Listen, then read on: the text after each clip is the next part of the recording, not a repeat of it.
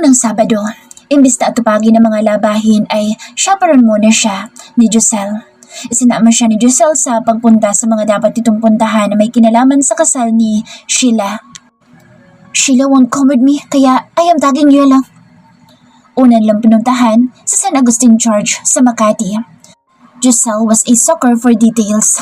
Kahit may wedding planner at organizer na ay kailangan pa rin itong personal na ma-inspeksyon na lugar. May kaliitan lang ang simbahan. Sigurado magiging intimate ang ceremony. As much as I would like to have a destination wedding, ayaw ni Sheila. Ayaw naman talaga ni Sheila sa kasalang ito. Only few people are invited in the ceremony. Ang iba, sa reception na lang sila pupunta. Napangiti siya habang nakatingin sa excited na si Giselle. Ang sarap magkaroon ng inang kagaya nito. Pinaghahanda ang mabuti ang kasal na nag-iisang anak. Maiksi ang naging buhay ng ina niya. Kung nagkataon kaya ay magiging ganito din kaabala ang nanay niya oras na ikasal siya. Tayo kaya? Kailan tayo? Naalala niya ang tanong niya kay Von. Hindi lang alam ni Von kung gaano siya napahiya kahapon. Parang ibinabana niya ang pagkababae niya ng oras na iyon. Hintayin muna ko sa mag-alok ang lalaki. Paalala ng nanay niya noon sa kanya. Hanggang kailan naman siya kaya maghihintay? Giselle! Kapwa sila napalingon ni Tita Giselle sa pinagmula ng boses. Si Mrs. Irene San Martin ang papalapit ngayon sa kanila. Nasa dining sila ng Marco Polo Hotel, ang sunod nilang pinuntahan. I'm sorry, late na naman ako. Ito palang ka-meeting ni Tita Giselle ngayon? It's alright, Janine here is keeping me company. Umaling sa Irene sa kanya at bahagya siyang tinanguan. Kahit ilang beses nang nagkukrus ang mga landas nila ng aristokratang babae pero hanggang tangulang ang tang ipinagkakaloob nito sa kanya. May pagkamatapobre din itong ina ni Harvey. Palibhasa kasi elite. Si Tita Giselle lang naman ang kilala niyang mayaman na ubod ng bait at mapagpakumbaba. I'm glad you could make it, Irene. Dalawa na tayo magde-decide. I wouldn't miss it for the world. Tigi-isa lang anak natin. By the way, Harvey's here. Ipinapark lang ang kotse niya. Saka ito may kinawayan sa gawin ng main entrance ng dining hotel. Speaking of the devil, a rather handsome and ravishing devil. Nakasuot ito ng ash blue polo na tinupi hanggang siko ang manggas at tinernuhan ng itim na fitted slacks at sa tingin niya'y mamahaling black loafers. Iba talaga ang confidence ng isang Harvey San Martin at nagagawa nitong hatakin ng atensyon ng mga kababaihang naroroon. Pati nga siya na magneto sa lalaki. Hindi niya ito maiwasang maihambing kay Travis Fimmel noong bata-bata pa at hindi ganoong kabalbasarado ang Viking Star. I thought you'd never come. Kasalukuyan ang inilalagay ni Giselle ang table napkin sa kandungan nito. Ginaya na rin niya ito. Isa talaga ito sa ayaw niya kapag kumakain sa fine dining restaurant. Masyadong aral ang mga kilos. May alam naman siya sa table manners dahil sa mansyon siya lumaki. Pero mas nanaisin pa rin niyang sa isang turo-turo o di kaya ay sa fast food chain kumain. Hinahatid ko lang sa mommy, tita. But I have to go. Humalik ito sa ina at bahagya lang siya nitong tinanguan bilang pagpapaalam. Join us, iho. Naririto ka na rin lang. But ma, you own the company. May mga tao kang pwedeng banduhan para magsagawa ng mga gawain doon. Stay for a while and keep us to all this, some company. Kapag kasal na kayo ni Sheila, ay sa kanya na mafofocus ang atensyon mo. Kaya pagbigyan mo na kami. Aaron even tapped his hand. Okay. Itinaas pa ni Harvey ang dalawang palad, tanda ng pagsuko at napapailing na naupo sa bakanteng upuan sa mismong tabi niya. Napapagitnaan siya nito at ni Tita Giselle sa pabilog na mesa, habang mismong katapat niya ang ina nito. Nakakailang naman, dapat si Sheila nakaupo sa inuupan niya ngayon.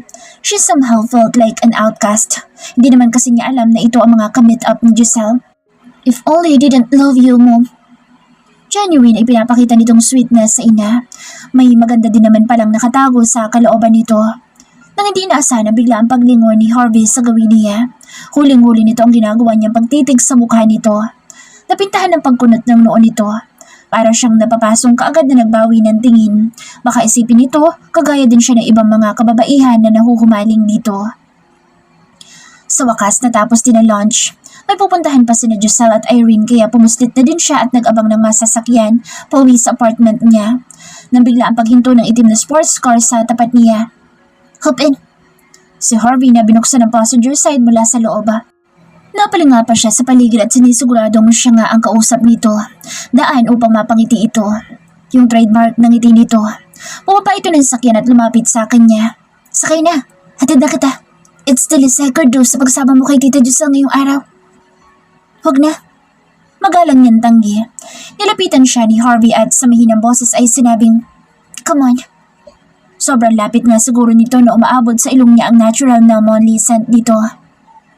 "Janine?" Aayaw pa sana siya pero nahatak na siya nito patungo sa sakyan.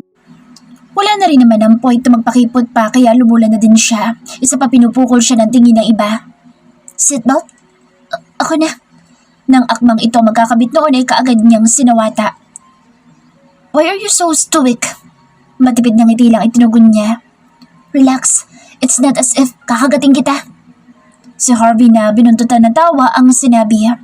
Kung magagat man ito ng babae, siguradong hindi siya iyon. Oh God, Harvey is such a biter. Naalala niyang minsang pinag-uusapan ng tatlong kababatang babae ang mga kiss marks sa leeg na isang naikama ni Harvey. Nasa isang cubicle siya noon sa isang hotel at sinamahan si Sheila. "And he can really make me squeal at the top of my lungs." "Ilang rounds kayo?" Ang usapang iyon ay nagsemento ng lihim na pagkadiskusto niya kay Harvey. Naiinis siya para kay Sheila. "A pen for your thought?" "Ha?" Muli naroon na naman ang mga mag-aangiti nito. Nauntog ba ito sa pader? Hindi naman talaga sila yung tipong in talking terms. Para lang kasing nakakaaswa. Ito ang pinakaunang beses na nakasampa siya sa kotse nito. Harvey and her, they never became friends. Bakit naman siya makikipagkaibigan sa mga uri nito? Oo nga at nakatira siya noon sa pamamahay ng mga Alcala, but she was no different from the maids. "I will be part of the Alcala family. And you? For that matter is part of them. But only if Sheila will marry him." Lihim niyan tinapunan ng tingin ng katabi. May kontentong ngiti sa gwapong mukha nito. Nabanggit lang ang pangalan ni Sheila ay napapangiti na ito. "You're too obsessed with the idea of marrying Sheila. Pero wala ka namang ginagawa para mapaamor siya." Unsolicited advice. Baka hindi nito tanggapin. "And what do you mean by that?" Interesado ito. Nagpapakita pa rin lang naman ito ng kabutihan loob at mukhang sincere talaga sa kaibigan niya, kaya tutulungan niya kahit papaano. "Ligawan mo siya." "Ano pa bang ginagawa ko?" Sa dami ng mga babae nito ay wala itong alam sa traditional na ligawan. Hindi sapat yung sumusulpot ka sa bahay nila at nagpapadala ng mga mamahaling regalo. Siguro may kulang pa. A little more push. Masyado ka kasing napakakampante na in the end ay kayong dalawa magkakatuluyan. Kaya nga, you lose sight of the fact na babae si Sheila at may mga hinahanap siya na hindi mo na ibibigay. Dapat kasi ipinalo mo muna ang puso niya. Mahaba niyang pahayag. "Hypothetically speaking, if you were Sheila, what would you have me given you?" "Time." Tahasan niyang sagot kasi iyon ang hindi maibigay-bigay ni Von sa kanya. "And maybe you could start by giving her flowers. Kalia at white chrysanthemum. Paborito niya iyong pareho." "I'll send it tomorrow then." Anitong napatango-tango. Umiling siya bilang pagtutol. "Bakit hindi ko ang personal na magdala noon? Dagdag puntos din yun para sa'yo." "I will." Sinisikap talaga ni Harvey na makuha ang loob ni Sheila na bigla ay tumunog ang cellphone niya. "Juan, nasan ka na ba?" Excited niyang tanong sa nobyo na siyang caller niya. "May emergency pa, hindi kita mapupuntahan." Nalaglag ang panga niya sa narinig. Nasa tugagaraw pa raw ito. "I hope you'll understand." "Of course I do. Work naman yan eh." Natapos ang pag-uusap na masama ang loob niya. Lagi nalang walang oras si Von sa kanya. Ang simple mga dates nila ay hindi nito magawang saputin. So, time. Makalipas ang ilang sandaling pananahimik ay untag ni Harvey. Nakakahiyang marinig dito ang pinag-usapan nila ni Von at ang makita nito ang disappointment niya. Busy lang siya. Busier than I am? Napipilan siya sa sinabi nito. Ito nga ay kayang isang tabi ang mga gawain sa opisina mapagbigyan lang ang ina nito at si Tita Jusel. And Harvey is kind enough to find time for Sheila. Naroroon na naman ang inggit sa puso niya. She wished na gaya ni Harvey, tapunan din siya ng masigit na atensyon ni Von. Habang tumatagal kasi palayo ng palayo ang mga priorities nila sa buhay. Nagulat na lang siya ng biglang kabigi ni Harvey ang manibela at ihimpil sa tapat ng 7-Eleven. "Salty ice cream may help." Saka ito umibis at pinagbuksan siya. "We both are gloomy. Ikaw hindi sinupot ng boyfriend mo. Ako naman laging binabali wala na mapapangasawa ko. So, instead of going to a bar, we better have ice cream. Hindi ka rin naman kasi umiinom sa tingin ko." Nakaupo siya sa bakantang upuan sa labas ng 7-Eleven at tahimik na inoobserbahan ng bawat kilos ni Harvey sa loob. Habang malayo itong tinititigan, ay may kung anong mainit na kamay na humaplos sa kanyang puso. She is touched by the sincerity and kindness of this man. Ang tagal na nilang magkakilala pero ni minsan na hindi niya nakikita ang mga magagandang katangian ng mayaman at gwapong lalaking ito. Napahawak siya sa kanyang gawing dibdiba. Bakit bigla na lang ang tila pagtahip ng kanyang dibdiba? Tila may sumisipa sa kaloob-looban niya. Naramdaman na niya ang ganito kasi ding damdamin ngunit pinilit niya lang na isang tabi at ibaon sa limot dahil yun ang nararapat. Napahawak siya sa kanyang dibdib. There is a rapid thought in her heart. A feeling she never felt for Von. Kalokohan ito. Kalokohan. Von! Nagulat siya na mapagbuksan ng nobyo sa labas ng pinto ng kanyang apartment. Kahapon lang ay sinabi nitong nasa Tugigaraw pa ito pero umagang-umaga ay nasa harapan niya na. Pasok ka! Huwag na, madali lang naman ito. Kaagad na salang ng kasintahan sa kanya. Dati na itong seryoso pero mas nakakapanibago ang seriousness nito ngayon. I want out. Kumunot ang noon niya. Out from where? From what? May mahal na akong iba, Janine. Parang bombang sumabog iyon sa kanyang pandinig. Pangungusap ni Yumanig hindi lang ng puso niya, kundi ng buong pagkataon niya. It was such a painful blow. Sinuntok ng libo-libong beses ang puso niya. Ang taong mahal niya, may mahal palang iba. Sa mga sinabi nito ay nabigyan ng konkretong mukha ang mga pagdududa niya. Ang sakit, hindi masukat. Sino? Sa malat na boses ay nagawa pa niyang itanong habang pinipigilan sa pag-agos ang kanyang mga luha. Sino? Ulit niya sa tanong. You don't have to know. Masasaktan ka lang. Ganun lang ba kadaling bitawan ng pinagsamahan natin, Von? I'm sorry, pero hindi kita mahal. Hindi kita mahal? Sana man lang sinabi nitong hindi na kita mahal. It would have made a difference. Magkaiba yun. Mas malakas na sampal ang una. Para na rin kasing sinabi nitong kailanman ay hindi siya nito minahal. Pero mahal kita. Mahal na mahal. Nag-uunahan na sa pagbagsak ang mga luha niya. Huwag na nating pahirapan mga sarili natin, Janine. I'm sorry. Saka ito tumalikod na tila ayaw nang masilayan pa ang kanyang mukha. No. Sigaw ng utak niya. Hilam sa luhang hinabol niya ito at niyakap. Kaso hodang may mga taong nakakakita sa kanya, wala siyang pakialam. She has to hold on to that dream of having a complete family na binuo niya kasama ang lalaking ito. Please, let go of me, Janine. Please, Von. I promise, gagawin ko lahat ng gusto mo. Pagbibigyan kita naman ang hilingin mo. Oh, how she remembered her mother begging for her father to stay.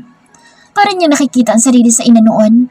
Sa bawat pagkakataong iniiwan ito ng mga sumusunod pa sa tatay niya, ay ganitong-ganito din ang eksenang nakikita niya habang nakasiksik siya sa isang sulok. Kaya nga, ang tagal bago niya sagutin si Von. Bumabalik at bumabalik lang kasi sa utak niya ang takot at pangamba na baka matulad siya sa ina. Iiwanan din. Naramdaman na lang niya ang pagpiksi nito sa mga kamay niyang nakapulupot dito. Goodbye, Janine. Mabilis itong lumulan sa kotse nito habang siya'y napaluhod sa kalsada at umiiyak. She was such a spectacle. Ang babaeng sa tuwing na itahimik o di kaya ngingiti lang ay makikita ng marami sa ganitong ayos. She felt so lost, defeated and betrayed. Mabilis niyang pinahid ang mga luha. Pumanhik ng bahay at kinuha ang purse at naghanap ng pinakaunang masasakyan. Sheena, kailangan niya makausap ang kaibigan. Gusto niya magsumbong dito. Kung hindi sasabog ang dibdib niya sa matinding sama ng loob. Tanong niya kinaroroonan ng butik ni Sheila. Para ho, Mama. Sana'y nandyan si Sheila. To her surprise, nasa tapat ng butik ang kotse ni Von. Anong ginagawa ni Von dito? Magsusubog ba ito kay Sheila? Bakit? Miss, bababa ka ba? Nang makapagbayad ay kaagad niyang tinalunto ng main entrance ng shop ni Sheila.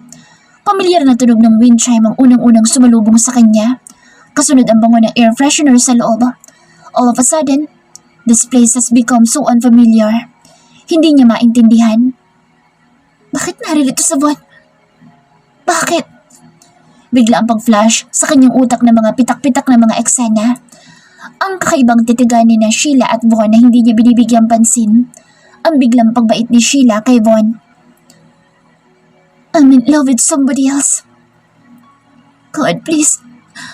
Mali naman sanang hinala ko. Not Sheila, please. Mas doble ang sakit kung si Sheila ang babaeng sinasabing mahal ni Von. Para na niya itong kapatid at mahal na mahal na mahal niya ito. Janine, may kamiting pa sa ma'am. Gwapong lalaki. Yung laging pumupunta dito.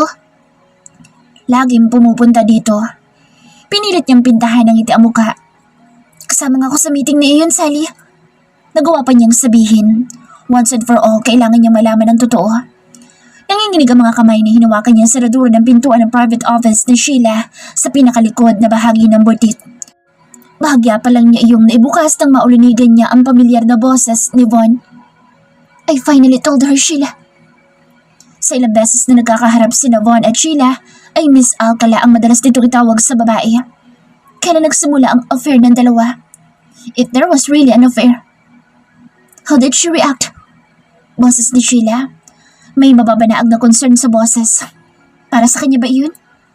She's hurt. Pero kailangan niya malaman ang totoo. Ano ba kasi ang totoo?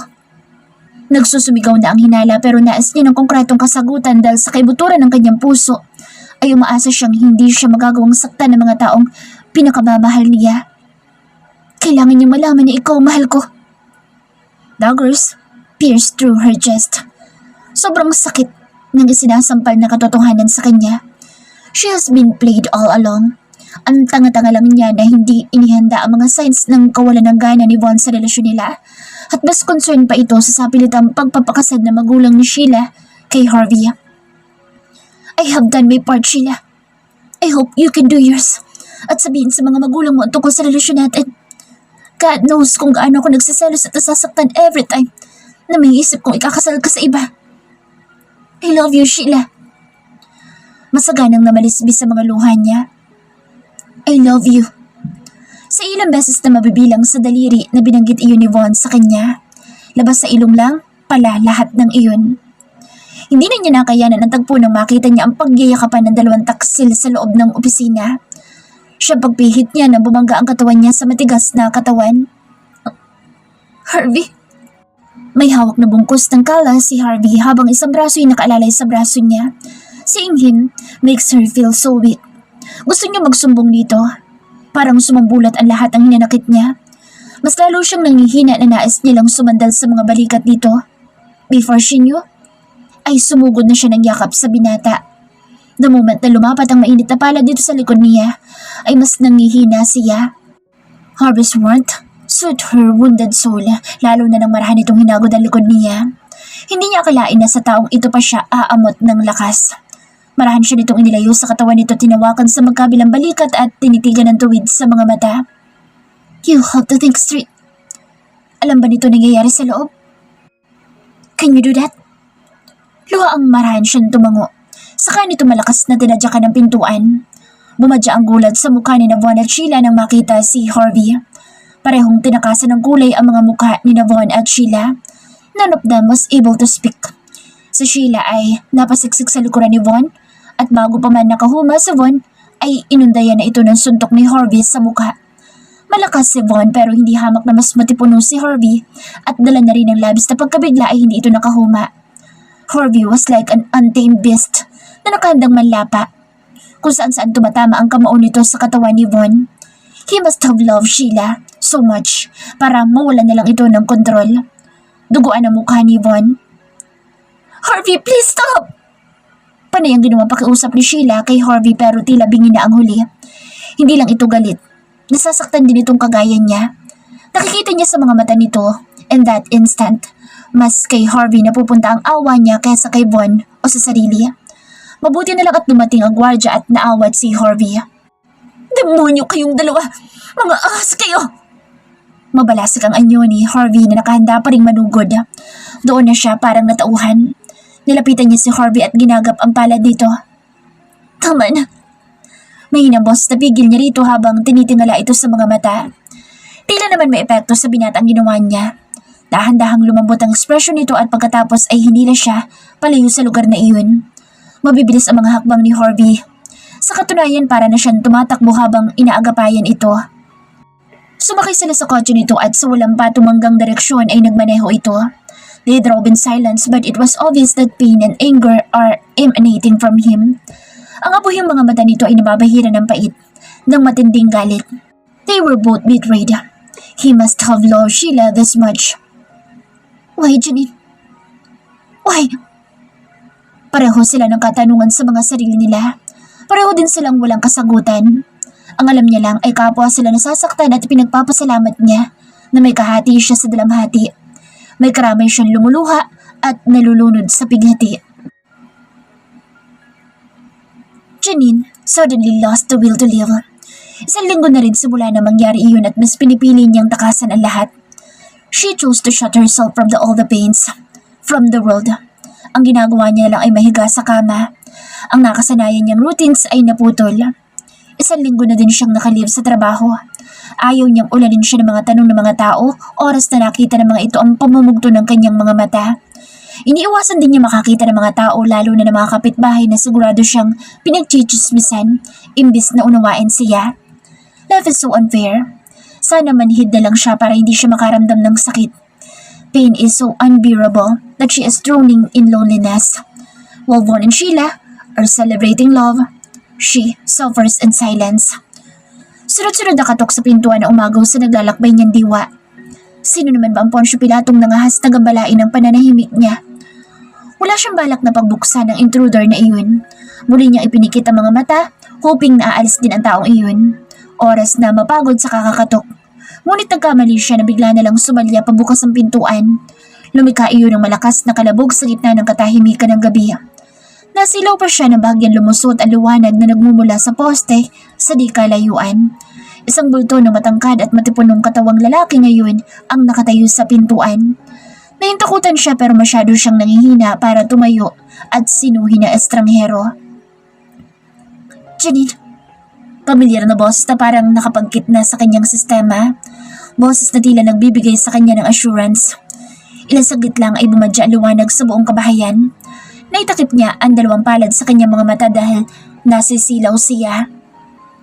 My God, Janine! You're a mess! Bago pa man siya makasagot ay umangat na ang katawan niya mula sa kinahig-ang sofa. Napatili siya ng malakas nang maramdaman ang malamig na tubig mula sa gripo na lumapat sa kanyang balat. Para iyong nagbabagang yelo. Ilang araw na rin na hindi niya pinagkakabalahang maligo. Kasabay ng pagdaloy ng malamig na tubig ay ang pagsigid din ng katotohanan. Nasa ilalim siya ng shower at bumabakat ang kanyang katawan sa nabasang damit, lalo na ang dibdib niya na walang anumang nakatabing na panloob. At isang lalaki ang kasama niya sa ilang kwadradong banyo. Sa kabila ng groggy na pakiramdam ay ang pamumula at pag-iinit ng buong sulok ng kanyang muka. Mulagat ang mga mata at awang ang bibig na napatingala siya kay Harvey. There was something in his dark eyes habang nakatitig sa kanya, particular sa gawing dibdib. Ewan niya ngunit tila nanuyo ang kanyang lalamunan. Harvey? Saka palang parang natauhan si Harvey. Tumiim ang mga bagang nito at inalis ang titig sa katawan niya. I hope sapat na malamig na tubig para matauhan ka. Saka siya nito maingat na itinayo. Iniiwasang mabuhay at pumihit. I'll wait for you outside. Naiwan siyang nakatulala. What has just happened? In between grips, bakit may mga kakatuwang damdaming nabubuhay sa kanyang kaibuturan ng dahil sa simpleng pagkakalapit nila ni Harvey? Napayakap siya sa sarili, hindi dahil sa lamig kundi sa kakaibang kilabot na lumukob sa kanyang katawan. Nadatnan niya si Harvey sa kusina na abala sa paghahanda ng kung anumang pagkain sa mesa. Habang tinititigan si Harvey ay hindi niya maiwasang makaramdam ng paghanga sa binata. May kabutihan loob din pala ito na dati-rati hindi niya nakikita. Sa kabila ng mga responsibilidad nito, tinapunan pa rin siya ng pansin. Until Harvey looked right at her direction. Come on, I prepared something. Inakay siya ni Harvey patungo sa iniusog nitong bangko. She felt so valued and special that her heart beat so fast na hindi niya makontrol. Nagdadalamhati lang siya kaya pakiwari niya ay special siya kay Harvey. But even his coffee tasted so differently. Janine? Huh? Look at me. Umayo siya ng upo at tuwid na tinitigan ng abuhin nitong mga mata. Such a pair of nice-looking arms. You don't have to drown in pain and misery. We cannot just let heartbreak get the best of us. Napatingin siya sa kawalan. Ang daling sabihin para dito. Ang hirap gawin para sa kanya. Then, Harvey looked in her eyes. He spoke the word he never thought of hearing from him. Let's fight the both of them. Paano? Naguguluhan niya ang tanong. Marry me instead. The dawn was gently breaking. Ilang minuto lang ay yayakapin na naliwanag ang kadilimang bumabalot sa paligid. Ngunit siya'y nakatitig pa rin sa kisame habang nakahiga sa kama. Bumabalik sa kanyang isipan ang mga sinabi ni Harvey kagabi. Why? Why not? You are as much as a victim as I am. Pareho tayong niloko ng mga taong iyon. Ni hindi man lang kayang banggitin ni Harvey ang pangalan ni Sheila. Kinapa niya ang sariling damdamin. Galit siya kina Von at Sheila. Hindi maitatatwa. Ginago siya ng mga ito. Muli niyang itinutok sa kisame ang paningin na parabang nandoon ang kasagutan. Until the sun started to shine, kasabay ng pagliwanag ng paligid ay ang paglinaw din ng kanyang isipan. Binaklas niya ang kumot na nakatabing sa katawan at bumangon. Naupo siya sa gilid ng kama at ilang sandaling ibinaon ang titig sa kawalan hanggang sa napagawi ang tingin niya sa suot na bracelet sa kaliwang bisig. Regalo iyon ni Sheila noong 14th birthday niya. Ikaw ang best friend ko, Janine. And this bracelet will be a token of my friendship with you. Nasa Tagaytay sila noon. Isinama siya ng mag-anak sa rest house ng mga ito. Mamahalin ito, Sheila. Hindi ko matatanggap. Sheila rolled her eyes. Mura lang yan, no? I bought that from my own savings kaya wag na maraming angil, okay? Ito pa ang mismong nagkabit noon sa kanyang bisig. Kasunod ay ang pagbati nito sa kanya. Simula noon ay hindi na iyon humiwalay sa katawan niya. Pinahalagahan niya iyon ng husto, kagaya ng pagpapahalaga niya sa pagmamahal niya rito. Pero sadyang may mga bagay na nagbabago. Kagaya na lang ng pagbali nito ng pangakong walang anumang bagay ang mamamagitan sa kanilang dalawa. Nothing will ever come between us, Janine. And definitely, not any man. Then, there was one. Ang kauna-unahang lalaki minahal niya. Ang magiging dahilan ng tuluyang pagkakasira ng samahan nila ni Sheila. Puso, isasatabi mo na kita pansamantala. She would be reckless, just this once. Surreal. Iyon ang pakiramdam ni Janine habang nakaupo sa leather sofa ng library ng bahay ng isang George Ignacio na pinagdalhan ni Harvey sa kanya. Ngayon ang araw ng civil wedding nila. She is trembling deep inside. Pinipilit niya lang itago sa pamamagitan ng pagkuskus ng mga palad. Tama ba itong naging desisyon niya? Ni sa inagap ay hindi niya inaasahang magiging asawa ang isang Harvey San Martin. Pero kapag bumabalik sa utak niya ang kataksilan ng mga taong iyon, nasasabi niya sa sariling ito ang pinakatamang desisyon. Napatingin siya sa sariling refleksyon mula sa salamin sa tokador na nasa mismong harapan niya na nakapwesto sa likuran ng mahogany desk ng George. Tumitig pabalik sa kanya isang simpleng babaeng nakasuot lang din ng simpleng lampas tuhod na puting bestida. Hanggang siko ang manggas noon. Medyo hapit ang ibabang bahagi at may kalaliman ang neckline. Sa kabila ng lungkot at kaba, inagawa niyang tapunan ng paghanga ang kanyang kabuuan. Ang secretary pa ni Harvey ang bumili noon, pati na ang 2-inch heeled shoes na gamit niya. Ang buhok niya basta na lang niya ipinusod at tanging pulbo at manipis na lip tint lang ang nagsasalbing cosmetics. Magiging Mrs. San Martin siya na wala sa plano. Ang pangarap niya maging isang may bahay ay ibang tao ang tumupad. Nang bigla ay tumabi si Harvey sa kanya mula sa pakikipag-usap dito sa secretary. Nagugnay ang mga titig nila sa salamin. Harvey always looks so dapper kahit ano man ang isuot dito. At nakakaliyo ang bango nito. His monthly scent na humalo sa kaaya-ayang gamit nitong pabango. He is a gorgeous and expensive looking man. Sa mga oras na ito ay hindi maiwasang maliitin niya ang sarili. Napakapit siya ng mariin sa magkabilang gilid ng kanyang bestida. Nervous?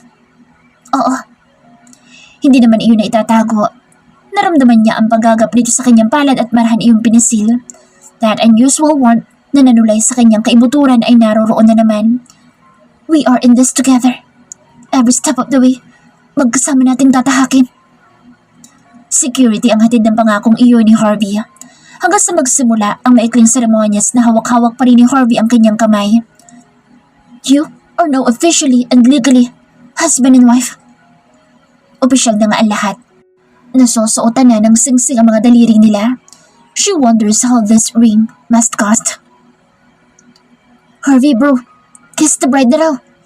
Nakamising tudyo ng kaibigan ni Harvey na si Baxter. Ang tanging tumatayong witness sa pag-iisang dibdib nila. Nang iangat ni Harvey ang baba niya ay nagtagpo ang mga mata nila. Harvey has such beautiful pair of eyes. Those orbs na tila hinihigop ang kaluluwa niya at napapabilis ang pagpintig ng kanyang puso. Sa pinakaunang pagkakataon ay ganito kalapit ang mga mukha nila. She could even smell Harvey's moldy scent na humalo sa babangong gamit nito. Bumaba ang mga titig ni Harvey sa mga labi niya. Napalunok siya, napuno ng antisipasyon ng kanyang puso. At nang tuluyang bumaba ang mga labi nito sa kanya, ay napapikit siya at hinintay ang luwalhating kayang ibigay ng halik nito. Their first kiss as Mr. and Mrs. said Martin, but Harvey's lips landed on her cheeks instead. No kissing, no sex. Siya ang gumawa ng kondisyong iyon, kasama ng nakalistang iba pa sa papel na isunulat nila noong araw na pumayag siya sa kasunduan. Sa puso niya ay may lihim na disappointment. Gusto mo bang halikan ka niya, Janine? Odd, pero oo ang sagot sa bahagyang panghihinayang na nararamdaman niya.